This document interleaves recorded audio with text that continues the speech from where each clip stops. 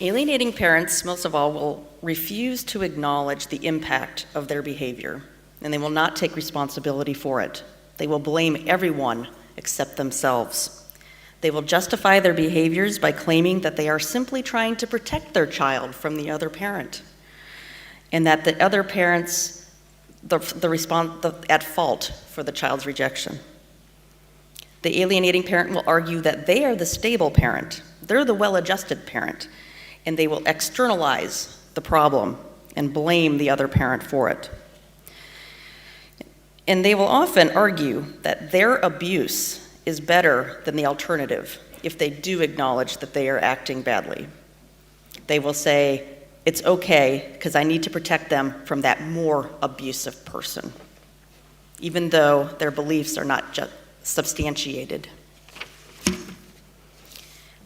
And of course, I've been talking a lot about the use of the children. We see them using children all the time as a weapon against the targeted parent. They have them spy on them, they encourage them to attack or verbally attack the targeted parent, destroy property, lie to authorities in order to get the targeted parent in trouble and away from them. They will neglect their child's needs. They will take them to doctors repeatedly to try to show that they are sick and they are the only ones who can take care of them, that the targeted parent is incapable of doing that, so that they can have the power to control everything about that child. We also see physical and sexual abuse that can happen.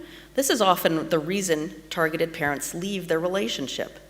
Mothers and fathers leave the relationship because of physical or sexual abuse. And unfortunately, then, they lose their children when they do this. And in these cases, the alienating parent will use physical intimidation and violence at parenting time exchanges in front of the child.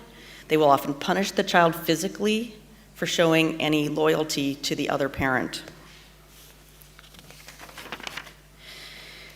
Alienating parents will also use their privileged role of primary custodial parent or preferred parental status to gain power over the targeted parent and the child. They will use stereotypes about being the better parent or the better provider and use that to bias third parties in their perceptions of the family. For example, mothers will say that they are the more nurturing parent, they're more caring than the father, and fathers might say that they are the better provider and that the mother is crazy. These are the strategies that are used to try to gain an advantage.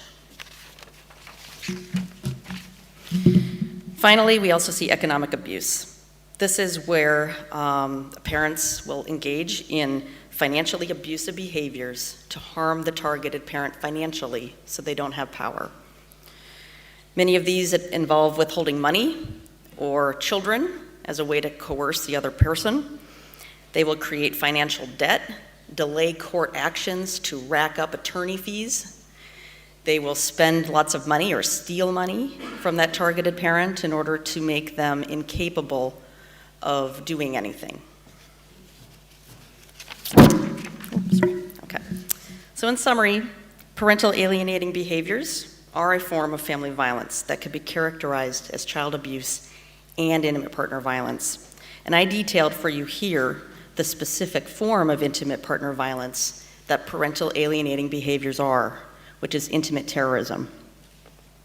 To better address this problem, we need a greater understanding of the kind of aggression, abuse, and violence that this is. Otherwise, we provide the wrong kind of services for families to make matters worse for the child's well-being.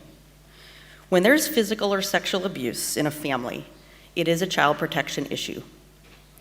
My colleagues and I have been arguing that parental alienation needs to be treated as a child protection issue as well, with tailored interventions designed to minimize the abusive behaviors of the alienating parent. The most effective interventions we have for treating parental alienation treat this as child abuse and intimate partner violence. Finally, my colleagues and I have argued that a presumption of shared parenting could potentially mitigate some of the damage that alienating parents do.